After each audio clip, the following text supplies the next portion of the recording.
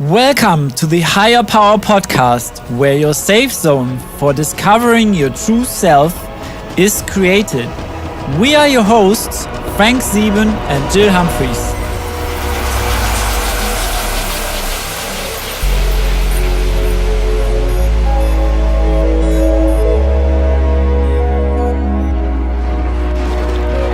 Hi everyone, and welcome to our 16th episode of the Higher Power Podcast. And before we really start and dive into the show, we would love to thank you for all the love you share with us on a weekly basis. I mean, we say it every episode, but it's so true that this really makes our week. We are beyond grateful for all the lovely messages you share with us and all the lovely emails we receive. So please keep on sending, because this is really our sunshine in the rain. I love that. That's a great analogy. And I'm sitting here in Wales tonight, and it's kind of dark and it's raining. And I don't know what it's like with you, Frank, over in Germany tonight. Can you share that with us first? Well, it's a beautiful night, but there's a thunderstorm coming up. So let's see where this takes us. Well, a lot of people get really fed up and down on nights like this, actually, when it's raining. And we've noticed that the nights are drawing in, and everybody thinks, oh no, that's a meaning of, you know, the autumn isn't far away and you still want to hang on to the lighter nights. And our theme, Come Out and Play, I remember when I was a child that the nights seemed to be endless. The sun always shone. I hated being called in early to go to bed. And I thought, what a waste of time. I'm going to bed and it's still light. I don't get it. And now, you know, you grow up and you think about those times, and a lot of people say, how was it that days seemed to be amazing? How was it that nights seemed to last forever? The days were hot. You just had no worries, nothing to worry about. Where is the tipping point that we start to get these responsibility heads on, and then we forget the art of play? Yeah, this is so true. I mean, when I bring it back to the thunderstorm approaching, thunderstorm is always cleaning. After a thunderstorm, everything is fresh. Everything is cleaned up. Like, we have massive thunderstorms, but I'm grateful for this because everything is really pure after this. And we can translate this to our topic here. And to bring it full circle, I would love to take you back when you started riding a bike as a child. Do you remember that, Jill? I do, actually. It was a terrible experience for me because I borrowed the ladies next door, and she had a beautiful dog, and the dog decided to make a run, and I flew past her gate at beyond the sound of speed, I should think. And unfortunately, the dog went straight into my front wheel. I went over the top of the handlebars and landed in next door's garden in a bed of stinging nettles. I have actually very similar stories, Jill. I crashed into a car. I crashed into, tons of walls, tons of trees. And finally, I ended up in a flower bed because I didn't know how to get the direction right. But as a child, you don't think about giving up or say, riding a bike is not for me. No, that's so true. And you saying that with my son. I remember taking him to a riverside piece of grass, actually, because I thought to myself, if he continually falls off, hopefully there will be no road burns or grazes, because this isn't tarmac. So we had a flat piece of grass, and I remember sitting there with the dog, and the dog fell fast asleep because he was constantly falling off. So there was no fun for the dog. But there was so much fun with Tom, and Tom kept getting back on and getting back on. And then I said, it's getting dark now. Let's go. No, Mummy. No, you don't understand. I have to stay on this bike longer than 5 minutes. That's it. Yes, I love that. This is very similar to me. I had tons of bruises, and I even had to go to the hospital because I had to get stitches on my left arm. But this didn't stop me from learning how to ride a bike. And once you get that moment, when you stay on the bike longer for 10 seconds, you know you can do it even longer than that. That's when you reconnect to your inner child now, because you never forget that moment. And that was a moment of joy. That was a moment of fulfillment. That was a moment of pure happiness because you knew you have accomplished something. Have you ever watched somebody, when you take them back to a childhood experience, how they cannot contain themselves and they suddenly realize who was there? They can describe the day, they can describe the time. And you've taken them back to this space where there was no problem, there was no situation of, we can't do this. There perhaps was a situation well, we shouldn't really be doing this, but we're doing it anyway. Yeah. So there's a lot of excitement, there's a lot of laughter, and then some people can't even finish their stories because it's so funny, and they go back to that time. Totally. And they're just in floods of tears, but the tears are like, because the memory is so good and the story is vital, vibrant. There is a frequency where everything is playful. Everything is playful and you do things spontaneously. You decide it and you just go for it, no matter what. Yeah. There was no second thought of, or will I get hurt, or will this cause any kind of trouble, emotion like failure, anger or something. We just went for it. Yeah. So what do you do when you want to return to playful? I grew up where I am on this coast in Wales, and I spent all my youth on this coast. And I left when I was 21 and I returned when I was 41. So I had 20 years without it. And when I came back, it was the saddest time of my life. And yet, when I walked along that coast, it was as if the coast was saying, welcome home. Welcome back, yes. This is your safe place. This is where you played. This is where you learned to play, yes. Yeah, and I remember starting to pick up some stones, and like kids do, they throw them in the sea and see if they can skim them on the water. I love doing this. Yeah, me too. And gradually I started being so grateful for the space that I was in, and I was watching other children, and there is that certain sound on a hot summer day of children screaming with delight when they're running towards the sea. And they just want to get in there. And when they get in there, the screams are even louder. And if there's loads of them, you can hear it for miles. It's full of energy. What you just described, this picture to me is full of energy, full of excitement.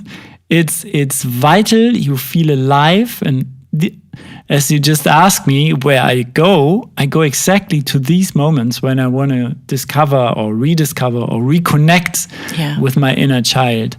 This is also where healing takes place. Magical healing. As a child, you just explore what was there. You just explore. And you get excited about things adults can't understand. I actually, it's so true. And I actually remember, the first time I took my son to this beach, and he was only little, and I remember him picking up the sand and he was throwing it everywhere. And there was a family next to us, and they were sort of like looking at me as if to say, that's not a good idea to let him throw sand. So, of course, me being me, I sat by the side of him and I started to throw it as well. But Tom just looked at me and started to laugh so much. And each time I picked up this sand, he thought it was funnier and funnier and funnier. Yeah, okay. And I just returned to the fact when, I've got pictures in my upstairs books with my family, and I could see myself doing exactly the same thing, but it doesn't have to be complicated. It doesn't have to involve money or anything else. It's the simplistic things that you just can enjoy that are playful. I think it's about the decision that you make to be playful and the decision that you make to be happy. As Andy Andrews says in his Traveler's Gift, I choose to be happy. And when we do this, it's not only that we let the light shine on us again, we also unconsciously give others permission to do exactly the same, because this is so contagious. And all the rules in the society can't give you that permission to be yourself at that moment. You got to give that permission yourself. I've just done some research actually to the art of play, and I came across the Tiny Buddha page. Simple wisdom for complex lives. 10 ways to make your life more playful. Ooh.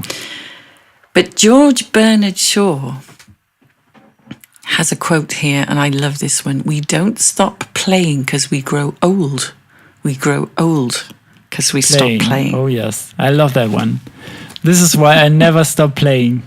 There is a gentleman here who's doing this blog, and he describes going back and playing with his dog. And at 15 years of age, he walked along that coast and he was doing the same. And now he's got another dog because he's got a son as well. And they're doing exactly the same thing. And he's starting to feel the same vibrancy and memories. And he says, it calmed me down and got me away from sometimes troubling thoughts. I find the same things happen to me exactly when I was a 15-year-old boy.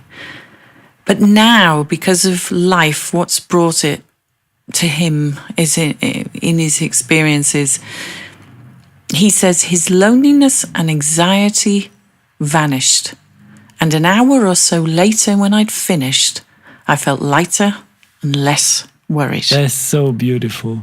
When you look around, the people are really waiting for someone to give them permission to live like this, to explore their inner child, to be okay with themselves, kind of, in a way, I would say. So they're waiting for this acceptance or an agreement or any approval. And this is exactly what's holding them back to connect. Even with nature, to connect with nature, to connect with yourself, to connect with your true self, and to connect with this purity. It's such a pure gift you have right at your fingertips. There's no need for this approval from anyone else but yourself. No, but we always want that though, don't we? Look, Mum, look, I can jump higher today. Look, I can do this today. I can... Look, yesterday I couldn't do this. Please watch this. And you're like, okay, great. When children do this, it's so innocent. Yeah. When adults do this, it's so needy. It's not fair though, is it really?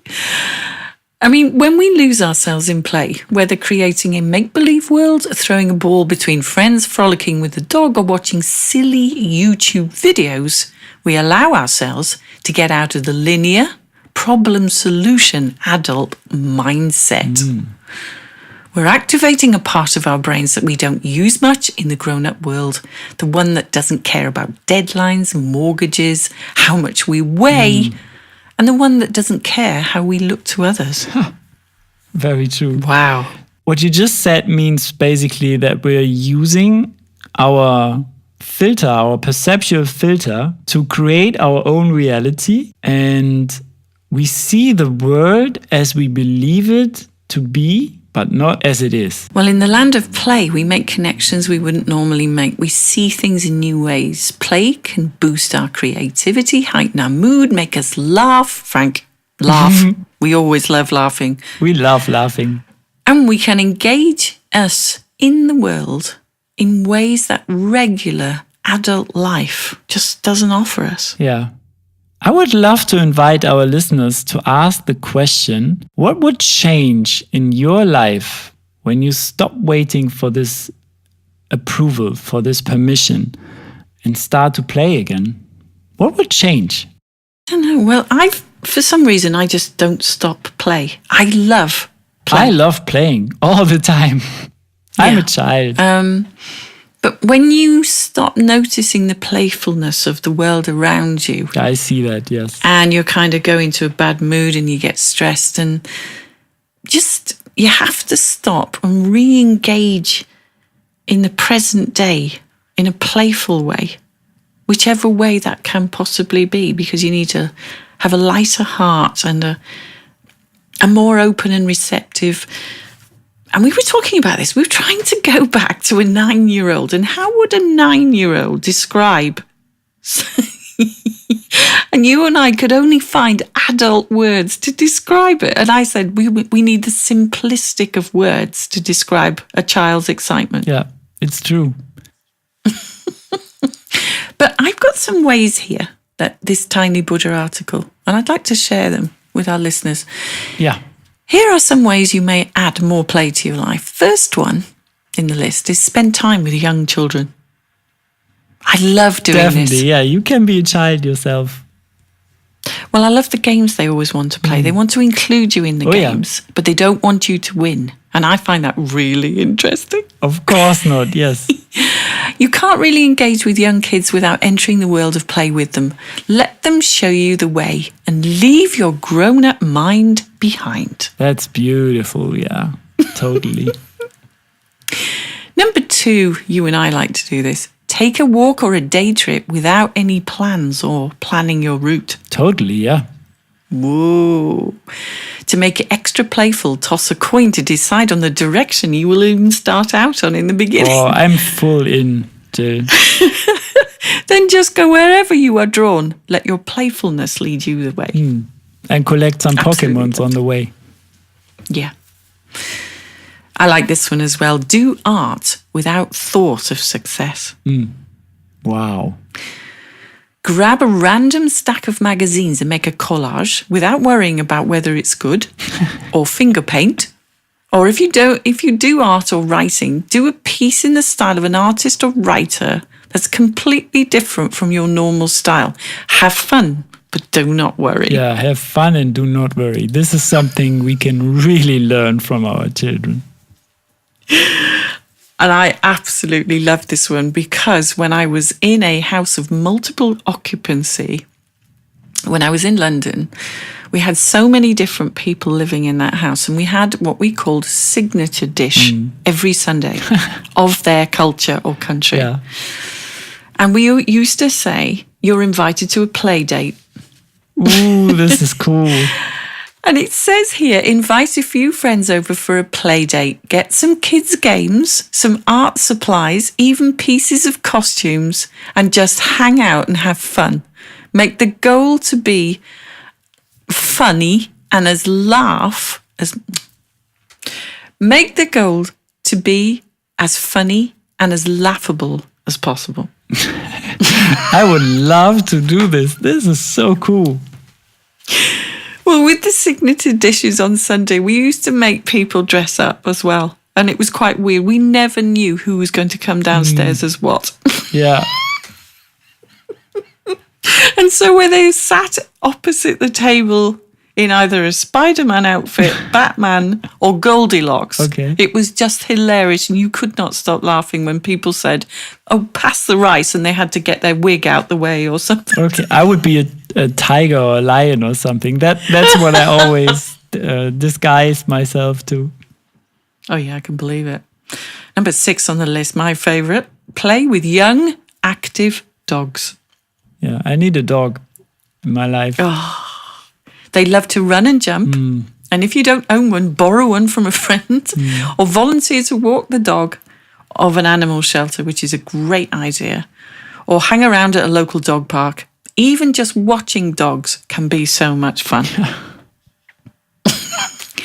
And as I'm talking about that, I've got one who's absolutely fast asleep because she'd had so much fun on the beach this morning. When I see dogs, when I walk around and take my connection to nature, and other dogs approach me, they always come to me. And I'm they will do. They attracted to your energy. totally, yeah, I feel that. And I give them some love. Yeah, it's lovely. Number 7 on the list out of the 10 is keep kids' toys on your desk. Oh, yeah. And Frank, you know fine well, I've got a little Miss Sunshine. I think she always makes an appearance because the smile on her face is massive. And I love having this toy because it just makes everyone else smile as well when I use it. Yeah, this is so cool. But it says having toys around will automatically lighten things up, but playing with them when you're bored or in a bad mood actually makes a difference. Oh, I definitely believe that, yeah. And I have another one to add. Did you ever take a no for an answer as a kid? Oh my goodness me, no. How many people are stopped by hearing a no as an answer? And they stop pursuing their dreams. They stop pursuing something they really would love to have in their life, or tracks, or whatever that may. I think from today we stop accepting no as an answer and pursue our dream. Yeah, absolutely. Number 8 on the list. Before you start on your commute to work every day, think of something you look for while you're driving. Ooh. And it's going to appear. Or even on a bus or whatever. Because how many times do you play I Spy when a child is bored in a car? Yeah. Maybe there'll be blue pickup trucks, American flags, or houses with a red roof. Count the number you see by the time you get to work. You know what I've done? No. We've always played Scrabble, and I still love doing this kind of Scrabble with number plates. You build words with number plates. Oh, I love that game. Yeah, this is epic. Do love that game. Number 9 on the list. This is quite funny. You know those silly cat YouTube videos you ignore when people send them to you? I love these. Start to watch them. Yeah, I love these. When these little cats are clumsy and just fall off the desk or something, this is just so funny. Yeah. I love that too. But our number 10 all-time favourite, Frank, is dance. Oh yeah, I love to dance, even to my own music. I mean, when I'm in the studio and something is playing back and I've created a track from start to finish, I listen to it and I start dancing, close my eyes and I imagine I'm on the island of Ibiza or something, played in the club, and I just dance with all those beautiful people around me because I still have these images in my head. It's something you can do alone, you can do it with friends, you can do it with strangers, but just dance any style, any place. You can't dance while also being stressed and worried. Oh yeah, there we have it. Beautiful. There we have it. But I think when we were talking about earlier, where is the tipping point that playfulness disappears? Mm-hmm. Where do you suddenly realise that you have to leave all that behind? And I think across the board, with all kinds of families, nobody's brought up the same. Some families have fantastic upbringing, some don't. Some people that you and I both know haven't had a childhood because they've been given responsibilities. So when you try to take them to a playful place now, they find it really difficult to lose that control, lose that certainty, and just be in a moment of sheer excitement and enjoyment and very true. Freedom. Very true. That's freedom, yeah. But what I always say is your inner child is always ready to play. It's just waiting for this permission, you give it. And that's a decision you make every day or at that moment when you really want to bring this out. It's a decision. Well, Tony Robbins says you're never too old to have a childhood. I love it. Yeah, this is epic. But for me, being playful actually means that I feel more engaged. My whole body changes. I go back to an excited time. I tend to look at things in a way of innovation rather than, I look at them and think, wow, that was a creation. As a child, I just thought it was there. but it was like, it existed. As now I still do that playful side when I think, what kind of thought did that person have to create that building, create that car, create a game that we're playing, the virtual reality side of things? That means in this disconnected world, we can still play these games. We can still have fun. We can live in a virtual world, but we can still have that connection where Totally. we're uplifted, we're taken to a different state, we're brought to a place of sheer excitement, almost like a roller coaster ride. Just before you go down that big dip, you're thinking, oh my goodness me, there's no going back. You're starting to slide, you're holding on tight, and nothing you can do but open your mouth and scream. One more thing I would like to add here, just coming to my mind while you said it. I think that, do you remember as a child, you play with other children and something bad happened to you with, I don't know, you had a fight or something, and you forgive and you just continue like nothing happened.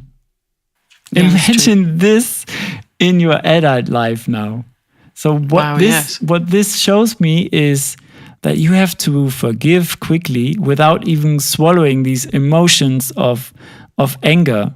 Mm-hmm. Move on from this conflict. That's what adults forget. Yeah. I think the thing that also joins a lot of people together is when I took Tom to see, for example, Kung Fu Panda. And I remember being surrounded by these little children, and the cinema has segregation where the adults can go, and then, you can sit closer if you want because you're little, or it didn't matter. That day, children were everywhere. Yeah. Adults were everywhere. And it was great, really, because we sat in a whole row with some of Tom's friends, and all of them were uncontrollable laughter.